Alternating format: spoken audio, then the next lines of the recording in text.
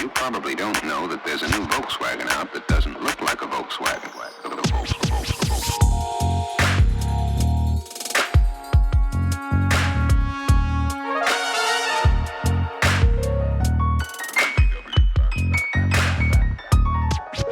It's got everything that people who like the bug like.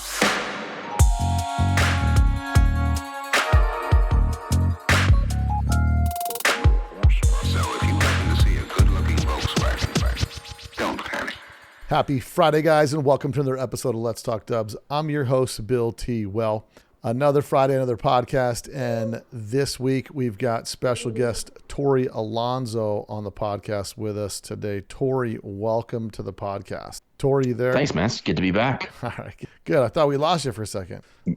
Can you hear me? Yeah, I can hear you. So you want to do it again? Let's roll again. No, let's roll again. We're rolling, baby. We're rolling. This is how we do it. We just roll it the way we got it. So anyway, I brought Tori on the podcast today, and we're going to be discussing plenty of things. This podcast in particular was inspired by an email that I got with respect to a guy who's just getting back in the scene. I want to give him a little bit of credit, but as I look for this email, I want you guys to remember to support those that support Let's Talk Dubs. So go subscribe today at VW Trends Magazine, a magazine for the people, by the people. Go get it. Not the same old stuff. Plenty of cool things in VW Trends Magazine each week with cool how-tos, unique features not found in most other magazines, and it's not Cow Look Weekly. So go subscribe today at VW Trends Magazine. Also, I don't want you guys to forget about our boys over at Ross Wolf. Ross Wolf, high quality aftermarket parts. These guys are doing it big and they're making it happen. So appreciate those guys at Ross Wolf making high performance aftermarket parts for Volkswagen, for enthusiasts, by enthusiasts. So check it out today. They got plenty of stuff on sale. They've got their Ross Wolf Heritage 360 degree pulley kit on sale today. Don't forget they've got their billet shift coupler, and my personal favorite, the locking the locking dipstick. And don't forget, these guys are also coming out with some of the latest and greatest Viton seals for your Volkswagen. So go check them out today at rosswolf.com. Now, the email that I'm talking about, it comes from a listener, and his name is Dan Grosek. So Dan says, Bill, recent subscriber to the podcast, look forward every week. I may be close to your average listener age, but very different car experience, early 50s, lifelong motorhead, car audio freak in the Philly area. Shout out to Philly. Good luck for the Super Bowl, my friends in Philly, if you guys are going for them Eagles, the Eagles, what they call them. There's a big old thing raging on TV about that now. But he says he was a diehard Chevelle guy, sold his 66 Impala when life happened, and now he's looking for their vehicle, and he's on the look for an old Beetle, just looking to find a capable driver with moderate power, and he wants to do kind of a 70s Jersey looker thing from sounds of it. Slot mags, radio CB antenna, and some stuff like that. Maybe a little flare on the fender. Who knows? But that's from my buddy Dan G over there in Philly. So he suggested, he says, on the podcast, he says, I might not dig your podcast so much as I'd possibly be about how to on the cheap. Also, he says he'd like for me to get, there are many VW enthusiasts here in the East, but not at the density of the West Coast. Spent a lot of time of my life wrenching, and will proudly say I'm an old newbie with VWs, but maybe revisiting fundamentals on the podcast would be nice, like buying your first air-cooled VW, what to look for, and how to prioritize and execute your upgrades. For example, I want to buy a Beetle. I don't want to buy any Beetle. I want to buy something that has disc brakes, fuel injection, starts easy, cruising while I'm experienced with cars. VW's obviously still a learning curve for me. Thanks for reading this long, drawn-out email. And keep making these wonderful podcasts. Inspires and informs me both. So Dan G, appreciate that. And I'm going to do coming up in the future, Tori, I will do a video like a buyer's guide for a Volkswagen, like some of the stuff to look for when you're out there looking for a Volkswagen to purchase.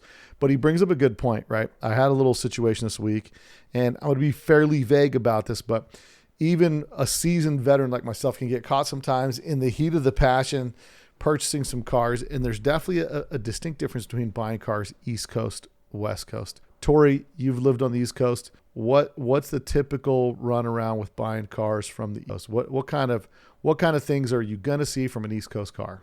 I mean, without a doubt, I pretty much just bank on the fact that the car is going to need heater channel work and floor pans right off the bat. I learned pretty early on that you're better off. Obviously, shipping's gone up a little more, but it used to be you could get a car from the West Coast to the East Coast for around $1,200. I mean, there was a time when you could do that closed carrier. Now it's probably open carrier. Yeah, but I learned early on that you're No, I actually priced shipping a car. buying something on the West Coast.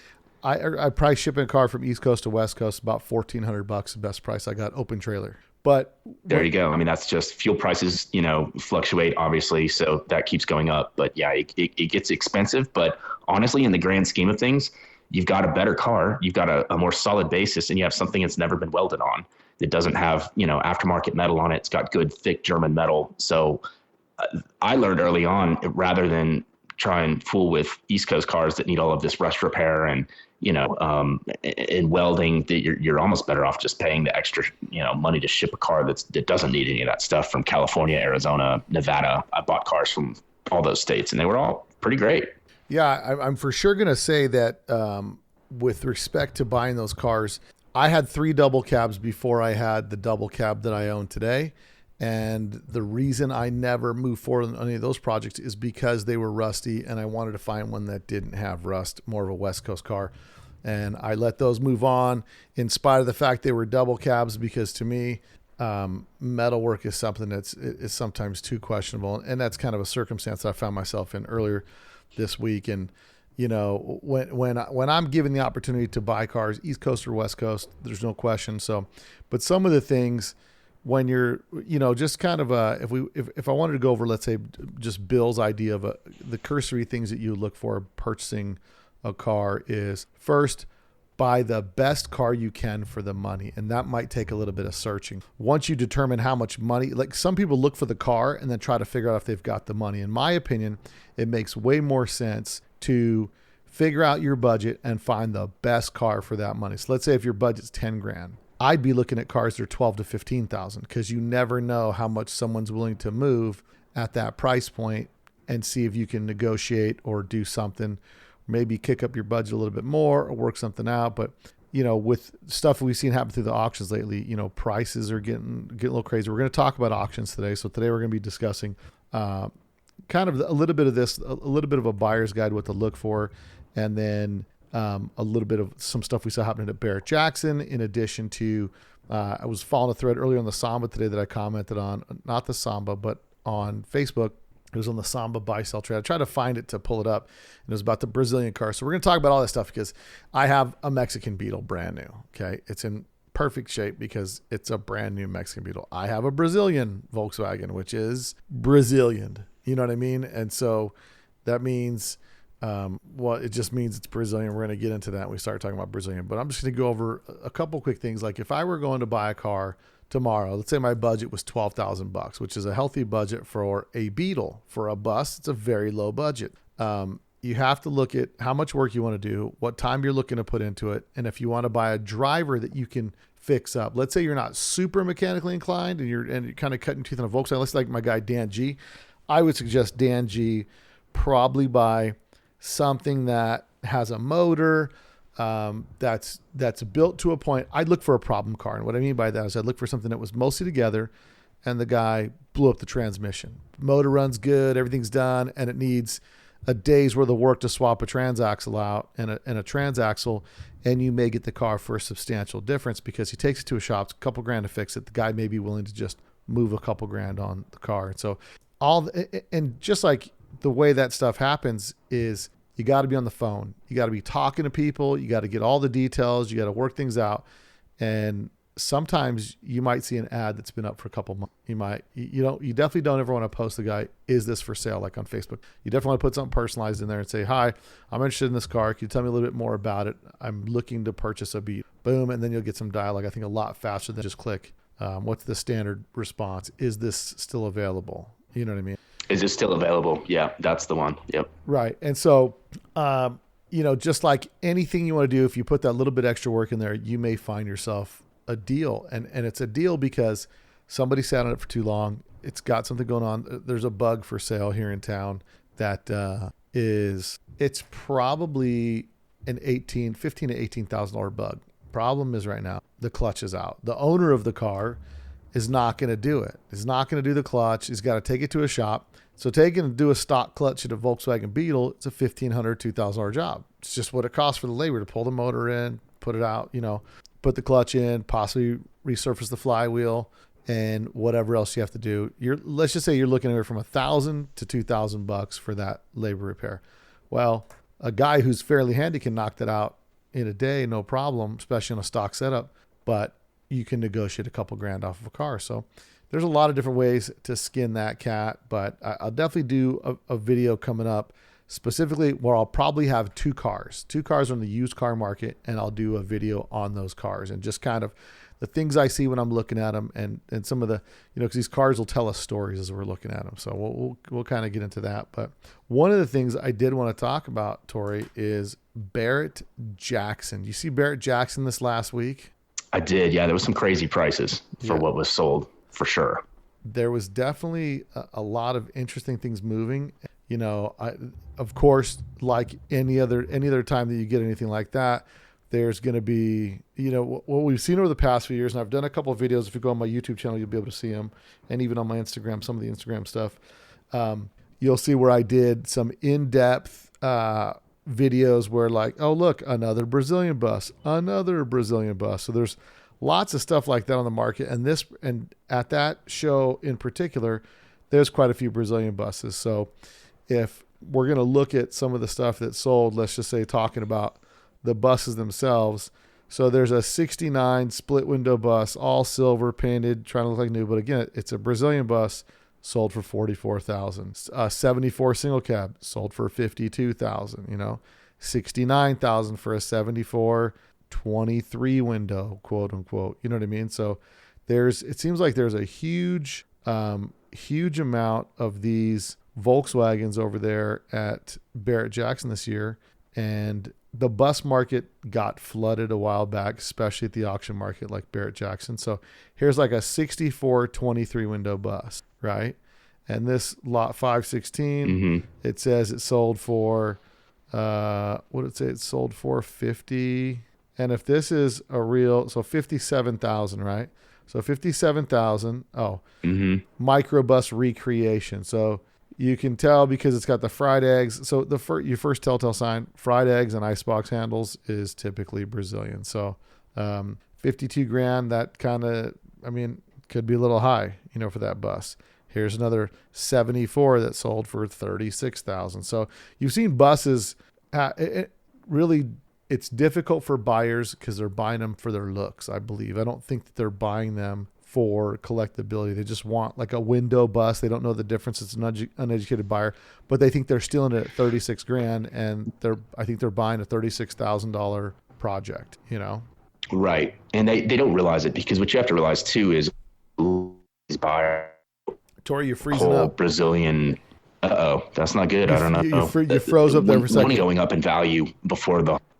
Can you hear me now? Yeah, I got you. So you were saying about the value of these buses.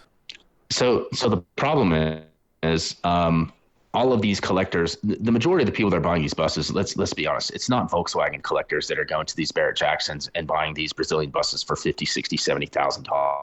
These are your general collectors. They probably have a huge warehouse with, neon signs and 57 Chevys, and this is just one more car to tick off of the box of the general collector.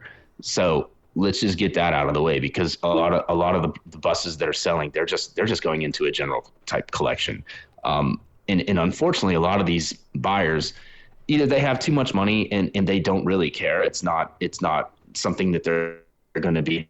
It's something for their grandkids to go get ice cream in, or, it's just something that ticks a box for their collection. They have to have a bus. They've got a 57 Chevy. They've got, a 63 split window Vette. Now I need a sunroof bus. So I think that's what you're seeing with a lot of these. They're uninformed buyers as far as the Volkswagen market goes. And quite frankly, they probably don't really even care because they have so much money. So it's not really an investment to them. But I will say, and I think anyone that's been following, the bus market for any amount of time knows that, back in the day, we had $250,000, barn door 23s at one point. And then once people started seeing dollar signs, all these Brazilian buses started flooding into the market. And to the layman, they didn't see that, I can get this bus for 45,000. It's still got the same amount of windows.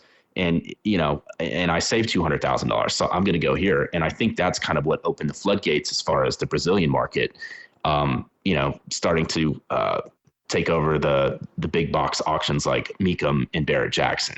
I think somebody found a market and they were like, we can bring these buses in for cheap and turn these buses over. And so speaking to that, when I was cruising through Facebook and I'd seen a post grab my attention, and it said it was talking about buying Brazilian Volkswagen. And when I saw the post, it was talking about a guy on Facebook. His name's Ben Pond. They sell Brazilian buses and Ben Pond Combi. And so a bunch of people were like, this dude's ripping people off, whatever, and it got kind of crazy. And then people were like, oh, I bought a bus from this guy, Brian, and Brian did me dirty, and, all this kind of stuff. So it started going crazy. And then I threw my 2 cents in, and, the angle that I came at it from was these cars are from Brazil. Brazil is a third world country. The level of quality in Brazil is not the same, and to think that it's going to be the same, that's where you're mistaken. I don't know anybody that's buying. And it was interesting because people were posting stuff like, I paid for this and I paid for this. And I'm thinking, you didn't because you thought you were getting a free lunch. No. You know what I mean? And it was interesting to see people's dispositions of like, yeah, I did this and I got burned and I was promised this and I was promised that. And I'm thinking, at what point would you say? Exactly. I mean, it even goes back to like back in the 50s, right? People go to Tijuana to get their upholstery done, right? And what was the rumor when you'd go get your upholstery done? What would they stuff your seats with? Sure. They'd stuff your. I'm trying to think with manure, right? With horse crap, and it's like, but it's a rumor that's probably started from maybe somebody that got hornswoggled. But the reality is, if someone like says horse manure, yeah, right. If someone says something to the effect of like, oh yeah, I'm gonna go get X, Y, and Z done. You can get Botox in Brazil way cheaper than you can get it here in the States. And why is that? Well, I know that firsthand because with the airlines, we bring a lot of these people back from South and Central America, and it's not a good scene. Like they're bleeding, in the middle of the aisle. They can't sit down because they got the Brazilian butt lift or whatever it is that these women are getting down there. And it's kind of sketchy, and that the last thing you want to do is be at altitude if you're bleeding out. It's not a good scene, but you get what you pay for. I think that's kind of what all of this boils down to. If there was a magic button where you got a quality 23 window bus or 21 window bus, everyone would be doing it, Well, but that's it's not the case with these cars. And I'll be full disclosure on this, right? So I found the post. It's a Julie Maddle post, and she says, if you're thinking about importing a vehicle from Brazil, do not go through Ben Pond Combi. There have been a couple recent posts about this from buyers who he has basically extorted. When called out on social media, he blocks people, including myself, for speaking out. I know he keeps VWs. He keeps posting VWs in this group for sale too. Buyers beware. If you want to buy a vehicle in Brazil, I recommend Brian Hamrick. And Brian's been on the podcast a couple of times, imports some cars from Brazil. And Brian's had his fair share of challenges, right? So, of course, everybody's on here. And, people have a tendency to, they'll get on there and they'll post about stuff. And so it kind of turned into a little bit of a slam fest. And so she recommends Brian, and some people were slamming Brian. And, I have a vehicle that I bought that's a Brazilian Volkswagen, and there's nothing on it that surprised me because I realized that it is and I bought it's a rare vehicle. Now it needs a ton of work. Am I going to restore it like I would one of my regular Volkswagens? No, I wouldn't, because, the reality is just the build quality there is not the same. The standards aren't the same. They don't have to pass the same safety standards and all that fun stuff. And so when I'm looking at this post, someone's going back and forth, and I'll tell people, I personally spoke to Brian. I said, Brian, listen, people believe there's a free lunch. You need to have a disclaimer. This was my suggestion to Brian. Brian, you're a facilitator. I can get you a vehicle. It is coming from Brazil. Make no mistake, Brazil is a third world country. The quality and level of work, when they say something's been restored, their version of restored and ours are two different versions, right? There's two different qualities, right? So they kind of, my suggestion to him was like, you just need to lay it out there and say, look, I can help bring a car in, because his value is he's going to bring in a car for you. You're not going to lose your money. You're not going to do whatever. Now, to the degree of quality of vehicle you're looking to get, well, it's from Brazil. So you guys have all seen what cars look like in Colombia, and in places like that is no different, right? There's going to be Bondo. There's going to be oddball, hokiness, whatever. And I think, he's gone through a few lumps with some buyers and some people like that.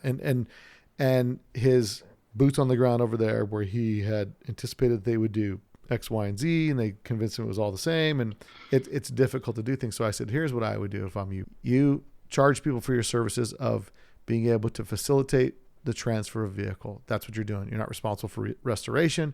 You're not responsible for anything, because again, there's a different level of expectation from a consumer standpoint. And you need to have a black and white disclaimer that says, listen, you're buying a car from a third world country. You are buying a 23 window bus for a third of what it would cost. You're buying a double cab for half of what it would cost. You know what I mean? So with those things, you have to take these into consideration. It could be A, could be B, could be C. Yep. And I said, you could say, listen, if you want me for X amount of dollars, I will fly there twice. Once at the beginning of the project, get detailed photographs from my own personal vision there.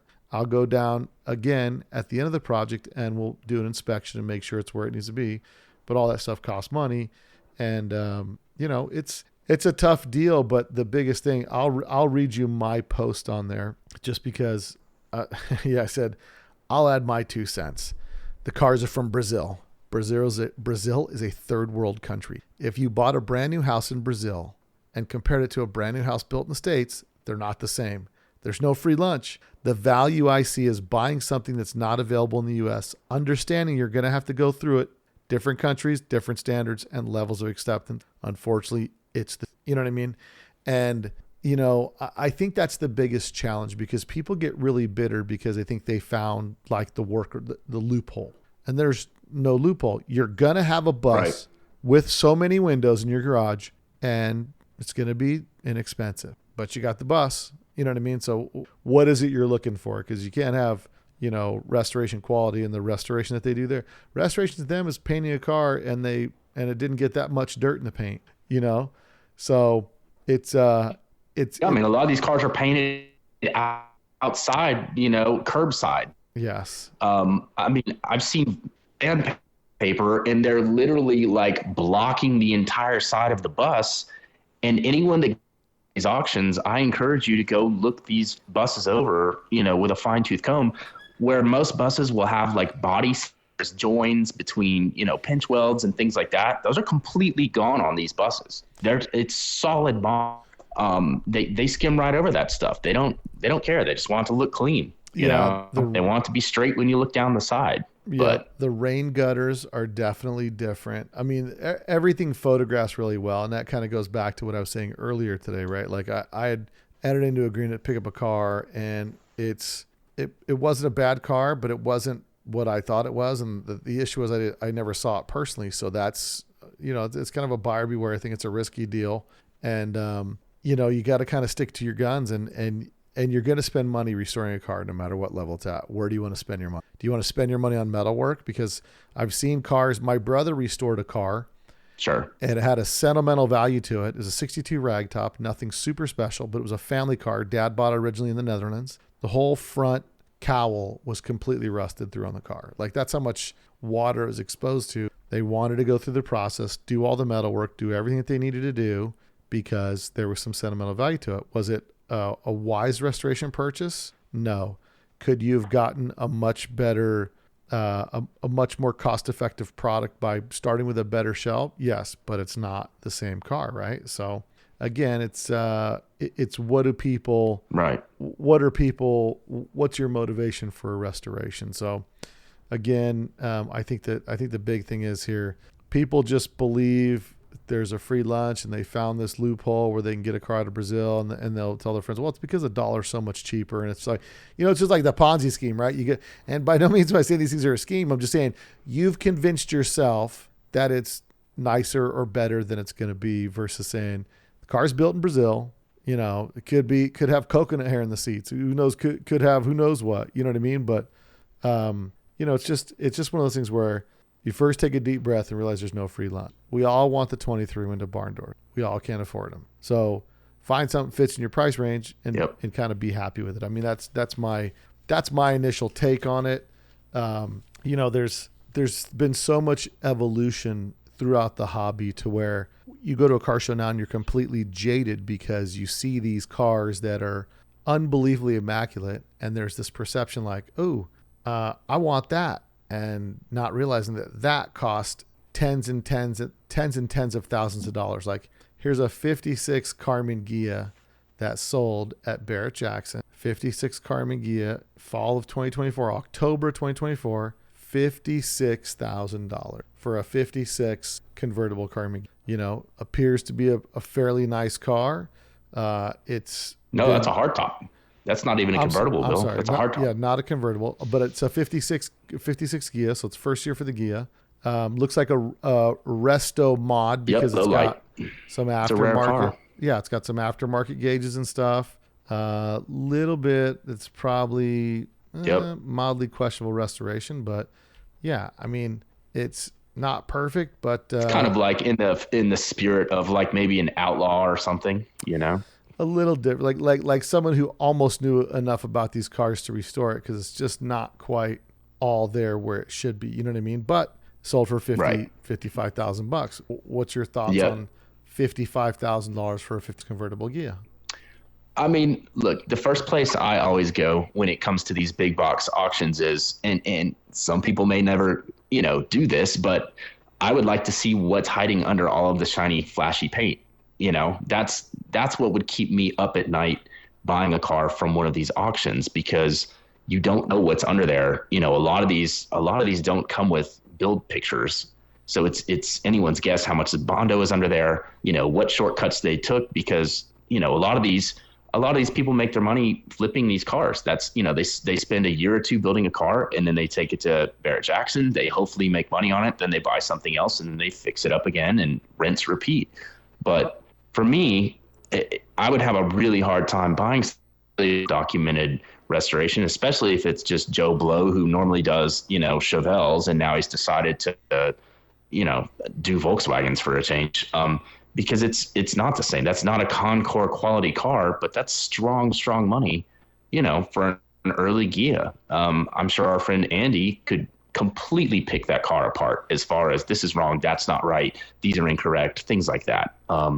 But there again, to the wants, this Hot Wheels car in their giant Hot Wheels collection, sometimes details like that don't matter, and that's, you get enough Miller Lite flowing, that's what happens at these auctions, unfortunately. And then the other problem with that too is now you've got all these people on the Samba that are going in and editing their ads, because it's like, oh man, did you see what this Ghia sold for on, Barrett-Jackson? Like, mine must be worth, twice that or whatever. And in that, then you get into that, and that's all comparing apples to oranges. A lot of what goes on in the auction world is super slimy. I know from firsthand experience. I won't get into who I used to work for, but I saw a lot of stuff that really didn't sit well with me in all of the auctions. And it's a really slimy world.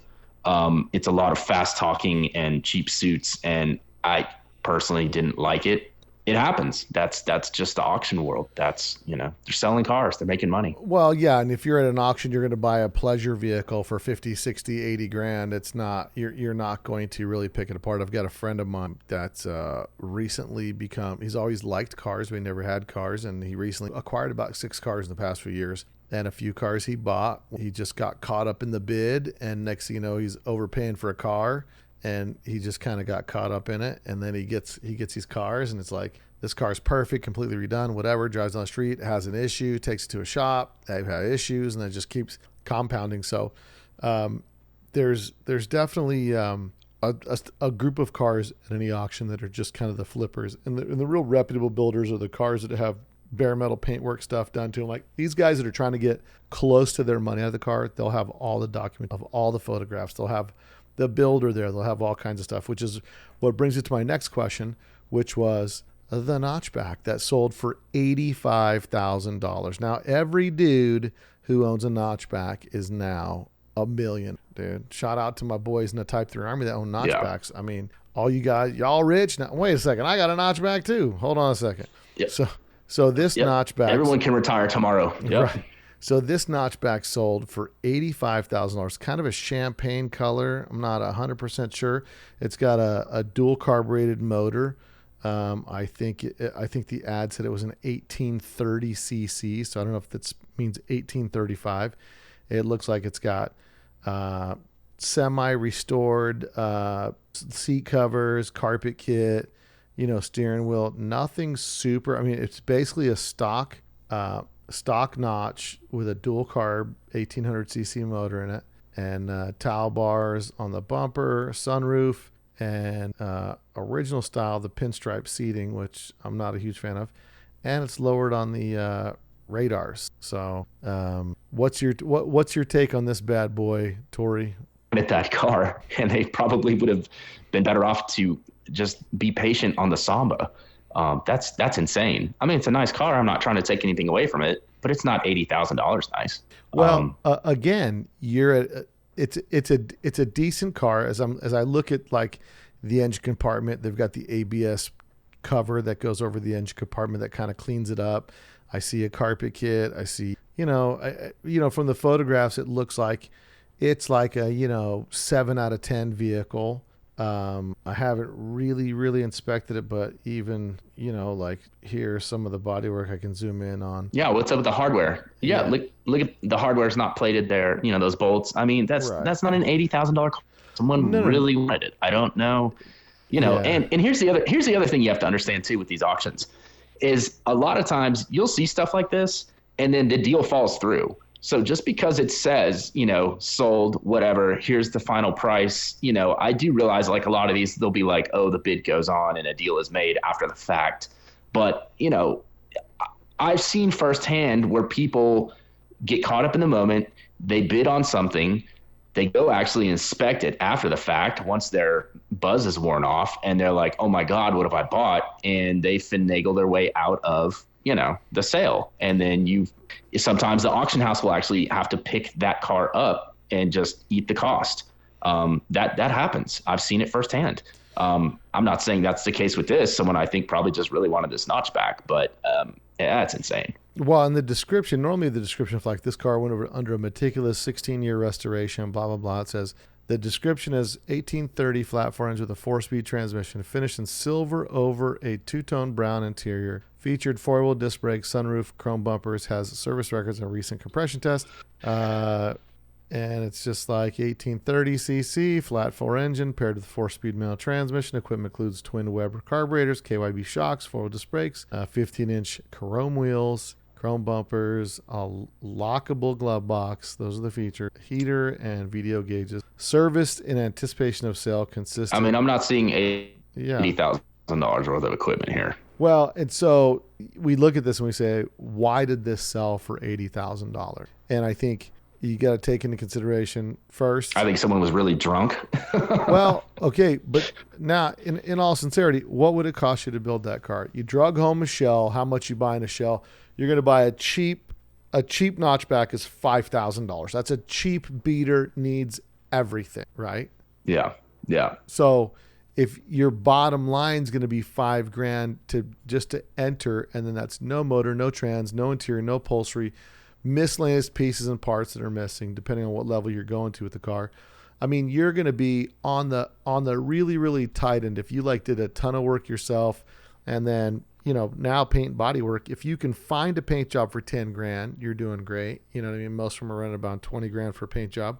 It depends on the condition of the car, how rotten it is. Again, makes these notchbacks that Mario with Type 3 headquarters is selling look like a screaming deal. But I think it's location, Southwest, notchbacks were cool. The demographic of the buyer. They're all people our age. Demographically, people spend the majority of, they have the most discretionary disposable income in their 40s and 50s is when they have their kids are grown up, they're out of the house is paid for by then, and they've got extra cash. And so I think to some degree this happens. Now, I will tell you one thing I did. If you go back on my Instagram a few years back, I followed a low mileage original Type 34 Carmen Ghia go through Barrett-Jackson. That car is owned by Tim Seward now. We followed that car. It hammered at like 40 grand. And then some digging, found out. And it was like, I can't 100% confirm this, but it was like the owner and the buyer knew each other. And it was like, I'll bid your car to try to push the bid up. I think the owner had an idea in his head. Absolutely. And it happens on Bring a Trailer too. Yeah, where it's like, I bought it from my friend, and then they just paid the $1,800 and took the gamble to spend $1,500 or whatever to see if they could get it to hammer. Because what happened is that car supposedly sold. Tim bought it less than a week later from the guy that actually was selling it, and drove it for like a couple months, and the motor blew up. And it was like a 40,000 original mile Type 34 Ghia. So, there's a lot of issues that surround the whole auction thing. So my suggestion typically is when you're buying a car, you'll want to buy something you can see, feel, touch, and drive. Be patient, know in your head what you want. And if you're looking for that holy grail, then you're going to pay for it. If you're fairly flexible and you don't gotta have this or gotta have that, then it may be something where you might come up on a good deal. I know I've gotten plenty of good deals because I called somebody in a car, checking, talking. Yeah, I might be interested in your car. I'm not sure. Well, let me get back to you. I just got to see if some things work out. And then said seller calls me back a month and a half later. Hey man, I didn't sell the car. Listen, I got some things came up. If you want to buy the car right now, here's how much you can buy it for. And then it's like, all right, you can get a pretty good deal at that point. So again, how do you get the best deal in a Volkswagen? You got to put in the work. You got to not fall in love and wait for the right deal to come across. Otherwise you're just going to be a sore sport, getting upset that someone, took advantage of you when you had sold yourself the car more, Yeah, absolutely. Yeah. And I think, honestly, just be patient and the right car will find you. I know so many people that just have such a, they just get so hyped and I have to have this car. And, they settle every time. And I tell people like, look, these are mass produced cars, even the rarer ones, splits are not as rare as people think. You can find a split if you're patient and, you look long enough. And I tell people that all the time. And, what you said at the beginning of this podcast is honestly like the best piece of advice I've ever given anybody. It's buy the best car that you can possibly afford. And I realized, look, we were all the broke high school kid at one point that had to get the beater, that had to get, the car that needed work because we didn't have the money then. But, 9 times out of 10, if you buy something that's just a piece of crap and you track your spending over the amount of, say 5, 6, 7 years, you're usually like double what you would have been into if you had just bought a nicer car to begin with. And I can't stress that enough. And I realize an option for everybody. Some people just kind of have to, eat the elephant one bite at a time. And I get that because I've had cars like that as well. But just buy with your head and not your heart, because it's really easy to get caught up in stuff when there's deals out there. And I still feel out there to be had right now. There's a lot of cars that aren't selling on the Samba if you look. Wow. So if you go back and like you said, maybe, make a mental note and then touch base back with the seller in a couple months. And if they've still got it, you're probably going to get it at a discount, Yeah. That advice that you're talking about right there, I had it happen to me. Sometimes you'll just sell yourself the car. So I don't just tell people that. I'm guilty of it as well. I was looking, something happened, and some impulse trigger was pulled, and I was hot for a Saitai, like a Cyclone or Typhoon, and I found a Typhoon, and I'm on the Saitai websites, that's Cyclone, Typhoon websites, and I'm on there looking it up. There's a buyer's guide, and the very first rule says never go look at a car at night. Well, that was the only time I get to this car. I looked at it at night. I couldn't tell it was triple black, because there's 3 different colors black on the car. I got this thing. I'm in love with it. I'm like, bro, I got to get it. Meanwhile, it's been on the market for a while. I'm thinking people are around the corner waiting to buy this car. I buy it, and needless to say, it was another horrible investment, So I've been there, been guilty of it, and you really want to be. You got to focus on what you're going to see later, what you're going to deal with after the purchase, and if that's your focus when you're buying, you'll be in better shape because you won't be so dead set on getting something that's, like this car that just looks so cool. And because I hear it all the time, oh, that's no big deal, I can fix that. That's not a big deal, I can fix that. That's easy. Yeah, that's the kind of stuff I like to do, people. I mean, these quotes are all quotes that I've said when I bought a car. No, that's not a big deal. I like doing that kind of work. Sure, we've all said them, you know. So, we've all said them, but it's always a lesson that we learn as well, Yeah. So really, you gotta set your budget to the side for the best thing you can buy, and we got to look at where we're at in life, right? Do you want to buy a project that's going to sit in your garage for the next 10 years, not getting touched, or are you going to have to send it to England and get it restored by your buddy named Andy, and then just do? Well, wait, that escalated quickly, but the reality is, I think we all envision ourselves that we have way more free time than and we never really realize how busy. Like this weekend, for example, I've got something going on that I planned for Friday night. So I've got something going on Friday night. My truck and trailer will be loaded. So possibly Friday night, maybe first thing Saturday morning, like 4 a.m., I'll be headed to the Grand National Roadster Show, the first real show for Zorba. I'm doing the drive-in, so I'm going to go Saturday and Sunday to the Roadster Show. Want to hang out, check out some cars, and just kind of be a part of all of that this weekend. It's someplace where I feel that I'm excited to take Zorba to, but I jam myself up. I mean, I got so much stuff going on all the time between, work, friends, hobbies, cars, deals, things like that. I mean, even currently I have 3 projects right now, 3 projects, not to mention one project that I kind of canceled on just recently, but it's like, I have 3 projects. One of them's been ongoing for a myriad of, and I think sometimes when things kind of disappear for a little bit, you forget you have them. And then it's like, oh yeah, let me jump into this project real quick. But I mean, right now at my house, I have 6. I have a 92 S10 Blazer. That was like a cheap, I'm gonna buy it, slap some wheels on it, lower it, dude, and have a cool car that I couldn't have when I was in high school. I bought a $1,500 one, so we'll just leave it at that. That's the base. The starting car was $1,500, so it's a little lower than that. It's not an easy project, right? The next one is. So you basically broke every rule that we just told everybody about with that one.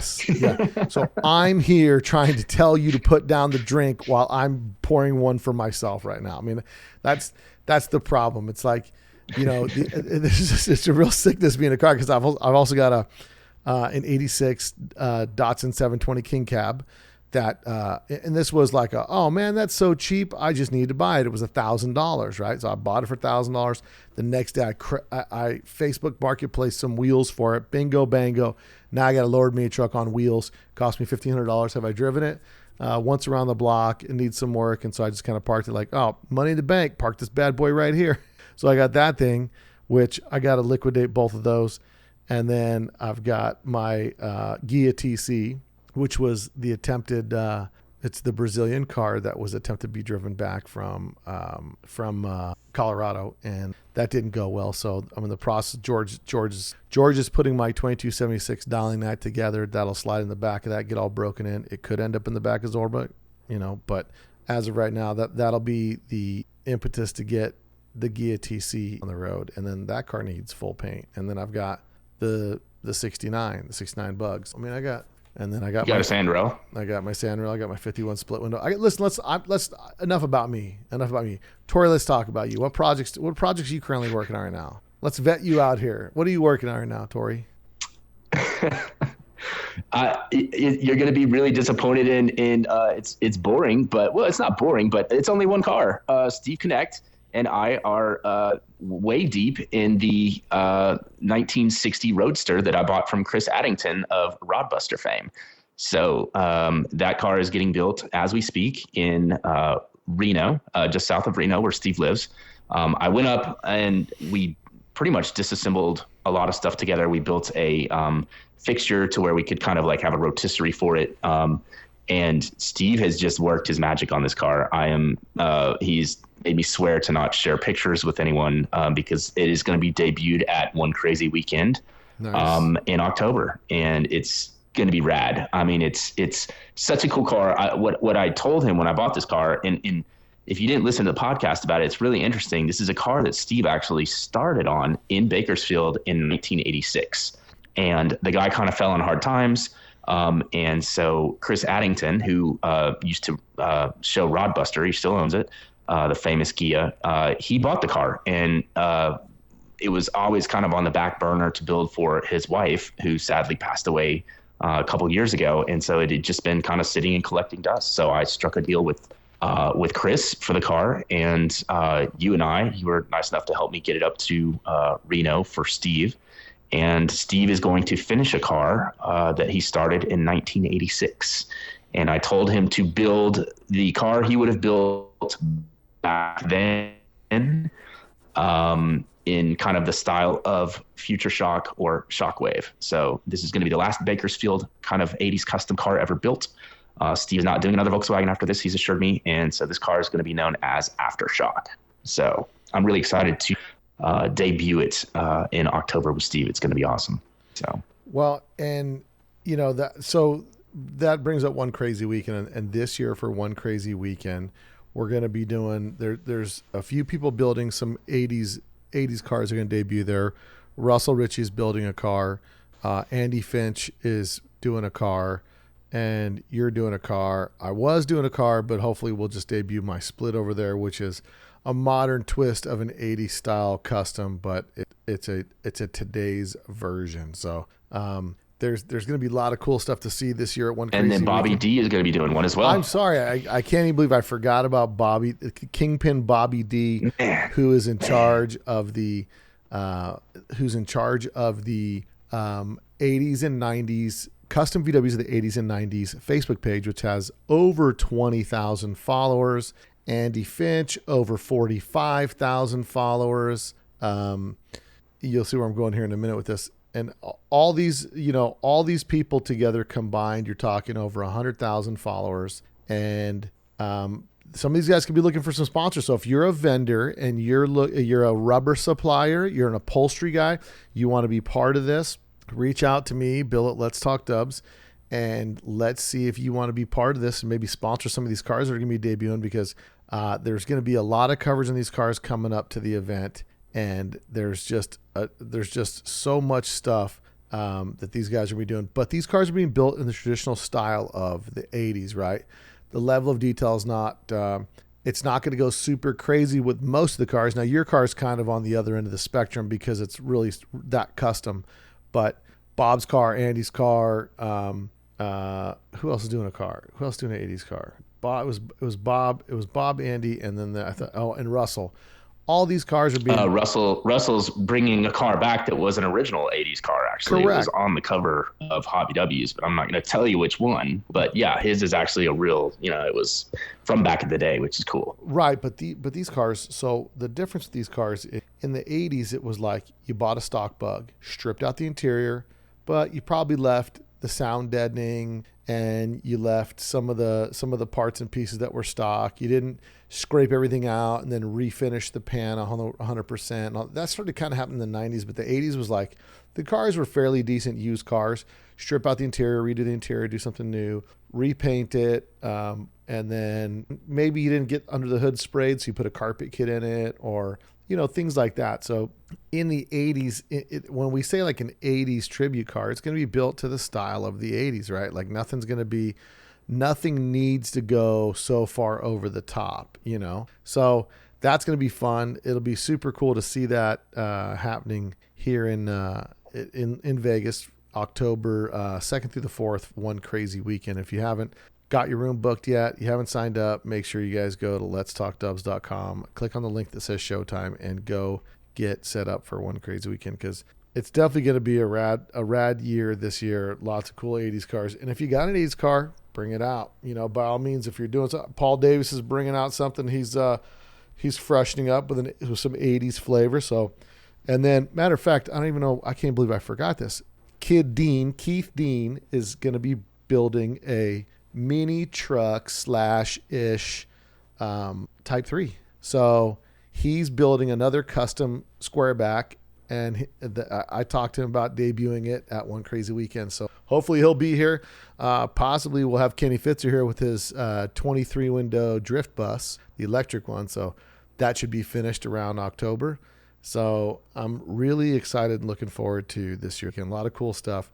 And if you want to be part of sponsoring some of those cars that are being built to debut, I would suggest it'd be good, because me and the guys that are going to be doing this, we're going to promo any company that joins in to help these people with these restoration projects. So Wolfsburg West, West Coast Metric, any of you guys listening out there want to be part of this, and anybody doing interiors, I mean, J-Bugs, you want to be part of this, just reach out to Bill at Let's Talk Dubs, and we'll get you set up. You get a bunch of free promo on the podcast, and you'll be one of the sponsors of the show.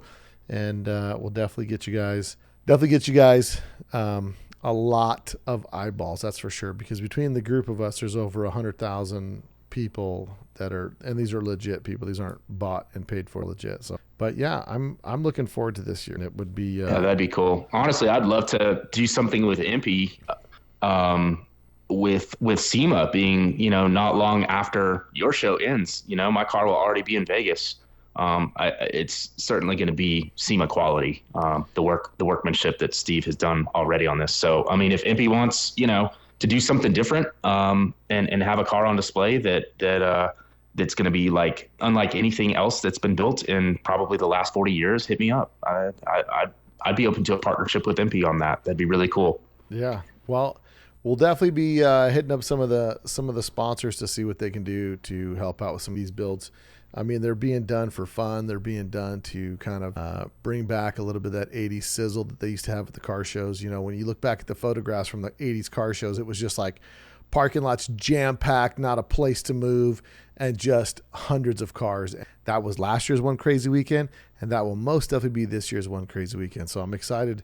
I'm excited for that, man. I mean, this didn't intend to be a promo, but here's funny. As I'm talking to you, Kenny Fitzer is texting me, sending me pictures. He's always sending me pictures of stuff he's working on, which is super cool that he's always involved me in lots of stuff he's doing. But I'm definitely got to get back. I saw the video he posted on Instagram the other day, I think, that drift bus, and it just has the front clip on the front, the front nose skin or whatever. Right, and that thing just looks rad. I cannot wait to see that thing done. It's going to be really, really cool. Well, and it's super quick, right? I mean, it's just right now, it's just it's basically the batteries in the front and rear motors. So I'm looking forward to it. I promise you this, I'll make him let me drive. Bro, I got to drive it. So that'll be cool. But we'll definitely get Ken on the podcast soon. And matter of fact, here's the funny thing. Kenny's calling me right now. So I'm going to have to tell him I'm on the podcast. Oh, so you don't know I'm not lying. Hey, Kenny, can I call you? Can I call you back? I'm in the middle of a podcast. As is your phone. Of course. All right, brother. I'll call you back. All right, later. All right, later. So that's the coolest thing of the podcast, right? The podcast has enabled me to connect with people that are VW guys to the core. And it doesn't matter. He sent me pictures of stuff he's doing that's just massive, massive projects. But we bonded over Volkswagens. He's a straight up VW dude, super cool. And he's always calling me, just let me know what he's working on and stuff. Same with, with Keith Dean, we kind of hit it up from talking on the phone. He's like, bro, I'm building this Type 3 mini truck squareback thing. And I want to, so I said, dude, please bring it out to One Crazy Weekend. So I think this year is going to be one for the books. It's definitely going to be something that is going to be a weekend. It will be for sure. It's going to be a weekend to remember. And if you guys have not been to this event, make sure you guys come check it out. But Before that, because October's a little ways away, we've got the Niagara, the German Air Car Show and Social, and that is happening at Niagara, please, at the German Air Car Show and Social 2025 cruise, June 21st. They really should make shirts that say Niagara, please. I mean, if you don't think that's funny, come on, stop. Niagara Falls, fool. Niagara Falls, please. But they're going to be doing a show in Niagara Park. That's going to be, I'll be there June 21st. Tori's over there laughing. June 21st, I'll be at that show in Niagara Park, or Niagara Falls. I'm really excited to go there and check it out. Lots of cool stuff going to be there. And that's my buddy Greg Stogren. You know the guy's your buddy when he's helped you push a Volkswagen, And before that, this is for my people on the East Coast, man. If you have not been to the Luft Klassiker, that's happening in Tiverton. Is it Tiverton, Rhode Island? Right? Tiverton? That's got to be it, right? I think there's no R. It's Tiverton. Oh, it's Tiverton. You know what? Yeah. Listen, thanks for helping me out, man. And that's what friends do. Help friends pick up our other friends. You don't have to put a hard R on everything, Bill. All right. Stop, bro. Stop. So it's Tiverton, Rhode Island. There you go. And that's happening May 18th. It's going to be the largest indoor air-cooled car show that's happening in the East Coast. Volkswagen, Porsches, everything indoor is going to be happening. That's 107 days away is their counter.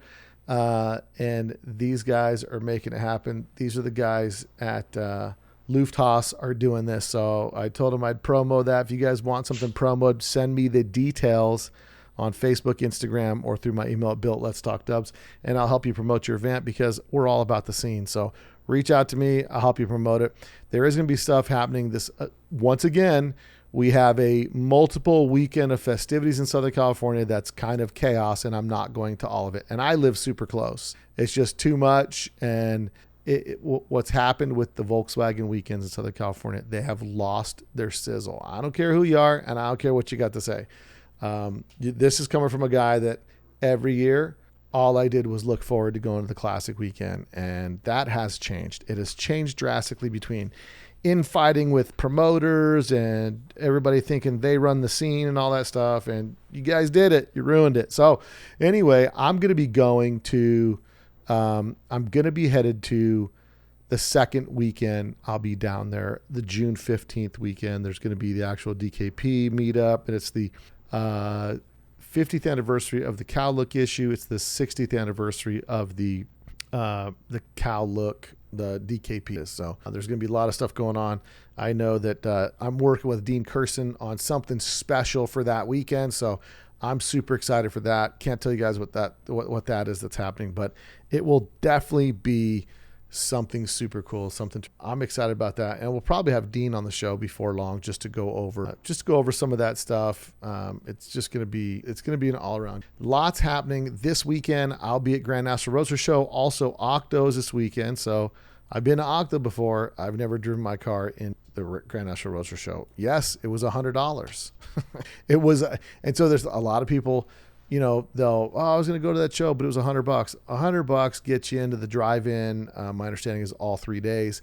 It's just cool. It's just different. And if you guys have never taken your show to other than a Volkswagen show, you'll really enjoy the experience of taking your car to a different crowd, really. And there's a lot of awesome feedback that you get from people that are seeing your car, just another bug in the park, and a lot of different people, a lot of different walks of life, and you'd be amazed at the people that you connect with at some of the hot rod shows. So I'm really looking forward to taking Zorba down there. If you haven't seen Zorba in the flesh, come out to the Grand National Roadster Show. That's where I'll be on Saturday and Sunday. So I'll be at the drive-in, so I'll be outdoor parked with Zorba. And if you're a listener of Let's Talk Dubs, say, hey, Bill, hey, I'm a listener. What do you got for me? And I'm bringing some stuff to give away, man. You don't even know what it might be. It might be an old shoe that I got in the closet, or it might be a poker chip. You never know. That's the kind of guy I am. I'm a giver. Tori, what are you doing this weekend? And they get a picture with Bobby D all the way from Philly, baby. That's right. All the way from Philly. That's right. There's going to be quite a few people down there that I'm going down to see and say hey to. Tony Hunter's going to be there, just the ZZ Top bug we just spoke to. Mike Mays with the Punk Rock Garage is going to be down there. And then Dave Rosique be down there. I'll say hey to him. I'm sure there's a bunch of other guys from Southern California that I'm going to see. And then Bobby Daniels is going to be down there. So Bobby Daniels, who runs the 80s, 90s page, he looks like, so if me and Bobby are standing there, I don't even want to describe what I look like, but if you see a guy standing next to a guy who looks like a coach, like a guy that his first name would be Coach D, Coach Bobby, that's Coach Bobby. So when you see me and a guy standing next to me looks like, hey, Coach, that's him. So you guys make sure you say hey to us down there. And if Tori got a wild hair and decided to fly out to Ontario and take an Uber out to the Roadster or wherever, come out to Burbank and head to Pomona, that'd be worth going to. But I'm excited for it, man. I'm looking forward to this weekend. The summer of events are kicking off. And in addition to that, I'm super excited to see what the reception's like with Zorba. Yeah, I can't wait to see how people react to that, because it's such an oddball Volkswagen that nobody knows what they are. Like, that's going to be really cool to see. So. It is. I mean, I would say I'm going to start writing quotes, like the common things people say, like, oh, Versace interior. I'm like, no, that's not Versace, bro. Stop it. But, listen, I'm glad that people like to appreciate it. I'm glad that it invokes feelings, good or bad, to some people. And I'm really looking forward to being out there and just and just chatting with people and hanging out. And what I love the most about the Roadster Show is the variety of cars that are there. I get so much inspiration when I go to the SEMA show, just seeing so many cool custom things that are done that make me think like, oh, that'd be super cool on this type of Volkswagen or that kind of car or whatever. And I like to see, gaps get bridged and things like that. So it's definitely something cool. I know I'll be coming up with some of the guys from Creative CarCraft. I've been talking to him through Bobby D. We'll be getting Creative CarCraft on the podcast coming up here soon. And lots more fun interview for you guys. So if you guys like the podcast, make you share and subscribe with all your friends. And if you're not sharing your VW, your favorite VW podcast with all your VW friends, man, get your life right, dude. Share this thing with somebody. We're growing every month. A lot of podcasts have shown up. I wasn't the first. There was a couple when I started, and those were the fuel to fire old Bill T up. And I said, we got to start a podcast. And then I ended up starting Let's Talk Dubs, and they're gone. I'm still here. 4 or 5 more popped up out of the woodworks, and some are still around. Some put out whatever. And, this is episode 302. So deal with that. Deal with that with your monkey self. So I'm enjoying it. The cream always rises to the top, Bill. The cream always rises to the top. Or the cream makes the itch stop. Also, you got to remember that part too. The cream makes the itch stop. Now, also there's that. Also, I wanted to remind you guys that we're going to be at Viva Skeg Vegas. So I'll be at Viva Skeg Vegas this year. It's August 15th through the 17th, if I'm not mistaken. I'm just going off the top of my head. But we'll definitely be doing a promo on that coming up. So I'm going to be in the UK twice. I'll be there for Viva Skeg Vegas. And I'm also going to be there in September for the Air Mighty show. The Air Mighty show celebrating the cow look. So lots going on with me, man, from Niagara to sorry guys, I just can't keep it. I can't keep it together. From Niagara Falls to Niagara Falls in June, August. We're so mature, you and I. We're so mature. August in England, and then September in the Netherlands, and then October in Vegas, man, for one crazy weekend. So don't forget today, guys, go subscribe to the podcast today. Go check out my YouTube channel. Go check out George's YouTube channel at The Wagon if you want to do some cool how to do it yourself stuff, which, by the way, shout out to George T. He hooked up our boy Bobby D with a 1968 Beetle he had sitting there on the lot. Blessed up Bobby D with a rust-ish free 68 Beetle to Bob. And that's what Bobby's building for the One Crazy Weekend this year. So I'm excited to see all the new builds that are coming out this year. And remember, you got a car you're going to debut. Don't waste it on just anybody. Debut that bad boy at One Crazy Weekend, because where else are you going to get those dope neck chains? The big, giant Vegas sign hanging around your neck. You just wait. You just wait till what I have planned for this year. Don't say I said Temu out loud, but we might have some fat dookie links, bro. They may or may not be real, but for sure, it's Vegas. Costume jewelry's a go, and I'm super excited, man. I got all kinds of all kinds of rad plans. I mean, like when you come to Vegas, man, no one ever needs a 4-foot drink, right? 4-foot tall drink, but they sell like crazy here. You see everybody walking up and down Fremont Street, those 4-foot drinks in their hands. We're doing the same thing at our car show. We're giving you ridiculous, redonkulous trophies that are just cooler than you know what to do with. Anyway, Tori, anything we forgot to mention you think we should chat about before we wrap it up? I think we covered it all. Don't buy Brazilian, kids. If I could bestow any advice on anyone, listen, you got to really want a Brazilian car if you're going to go down that path. I wouldn't do it, but that's just me. I mean, listen, nickel's worth of free advice. Just understand you're buying a car from Brazil. So that as long as you understand that and you embrace that wholeheartedly, you're gonna be okay, because then you just go. That's what I did when I bought my Brazilian car. I was like, it's Brazilian. What? Like, whoa, did they glue that on with paste? Yeah. Like, it's Brazilian, so. Yeah, it was probably a chicken coop or a taxi at one point. Whatever. If you're at peace with that, knock yourself out, baby. Don't be mad about it. Just look, put some more Armor All on it and roll. That's what I'm telling you. Just roll with it. So, well, cool, guys. Well, Tori, thanks for being on today. And everybody else, until next week, later.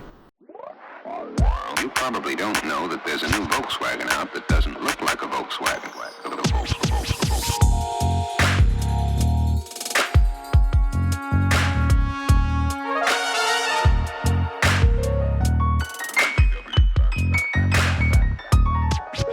It's got everything that people who like the bug like.